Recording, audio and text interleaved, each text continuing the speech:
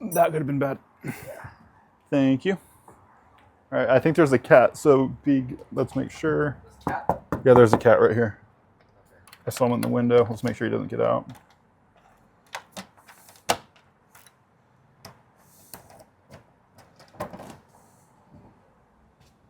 Hello?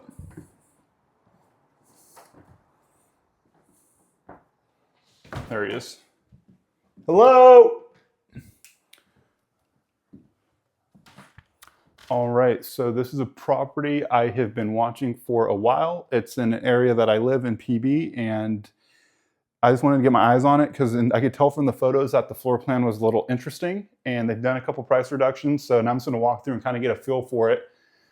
You're on somewhat of a busy road, which is a little bit concerning, but properties still sell here. It's really desired. The house is really narrow, so I wanted to get an understanding of how the flow was.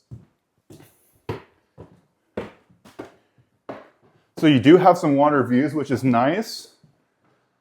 The main thing for me, and this is probably the most important thing, is seeing how the property feels when you're walking through it, because that's what buyers are going to look for when they come in.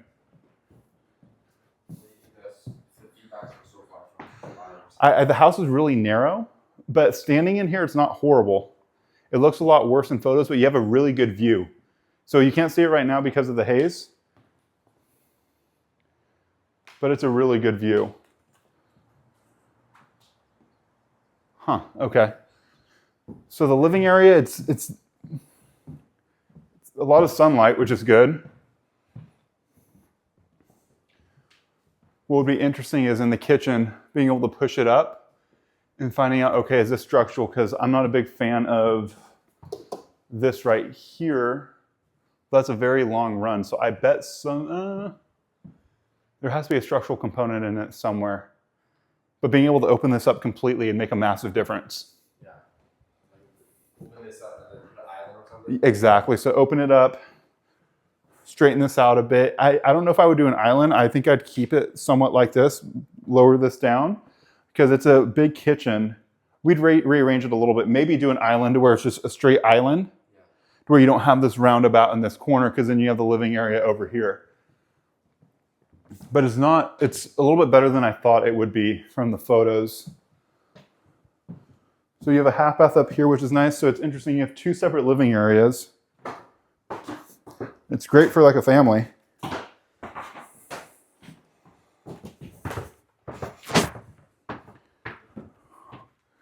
This is where it's a big house.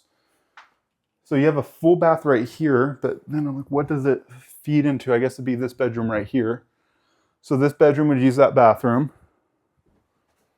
I wonder if there's a way to make it en suite, because that always adds a good amount of values when you're able to make it en suite. Let's see if this bedroom has a bathroom over here. Okay. So this may be the primary, which would be fine. You do get some water views from the primary, which is great. Yeah, this is the primary. It's a good sized bathroom too. Yeah. Wow, nice like this. Huh, okay. I mean, it has decent views for the price point. I mean, I would live in the house personally. Yeah, for sure. Just especially with the views upstairs, it's a good view. That's the big thing, is like there's different levels of view, and people that haven't sold a lot of real estate along the coast, or they haven't done a lot of projects along the coast, they get super excited about any view. But this view I'd give it like a 6 out of 10. Someone that doesn't live here might think it's an 8 out of 10.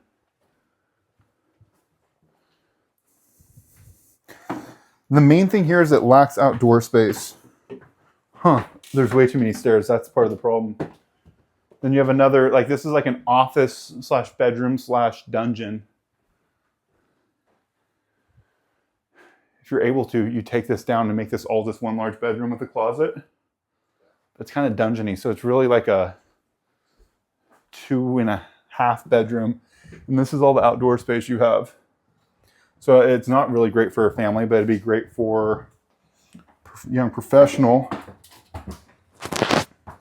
The main thing is you can't fix some floor plan, you can't fix like crazy staircases and everything, and you have 4 sets of staircases in the house. There's way too many sets of stairs. Yeah, I think this is a no-go for me because, you have a good view, but the floor plan's so choppy and you're on like 3 or 4 different levels, you can't fix that. You can fix a floor plan, but you can't fix 3 or 4 levels of a floor plan. You can move walls around to make everything more open on most houses, but you can't fix the problem here. And that's what you get paid in real estate for fixing problems when it comes to floor plans. You can't fix this. So what was your objective coming into this? Were you trying to buy it? I wanted to see if it would make sense for me to buy and do the renovation on, because you can make stuff pretty, you can make things better and corrected, but when you have, this home has 4 different levels, you can't fix that. If it's 1 level or a 2 level house and it's choppy, you can move walls around to make it unchoppy.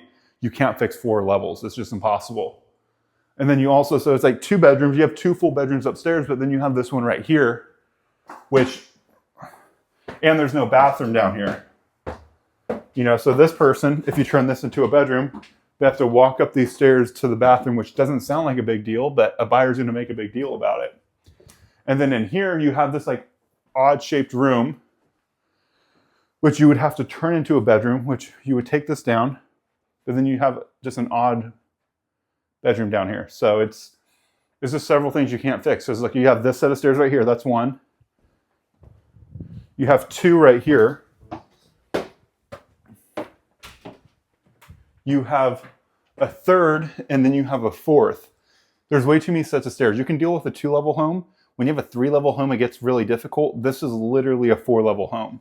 Buyers, that's going to be the main objective when a buyer walks into the house, is the amount of stairs. Like, I'm out of breath right now. I work out every day. Like literally, I go to the gym 5 days a week and I'm out of breath walking around the house. I'm always open to fixing a problem when it comes to a house. This is unfixable, which is why it'd be a pass for me. Okay, where would you even buy this? If this was a good price? I wouldn't buy it even if it was a good price, because when you go to sell the property, you're gonna have trouble selling it. Okay, you think this is priced appropriately?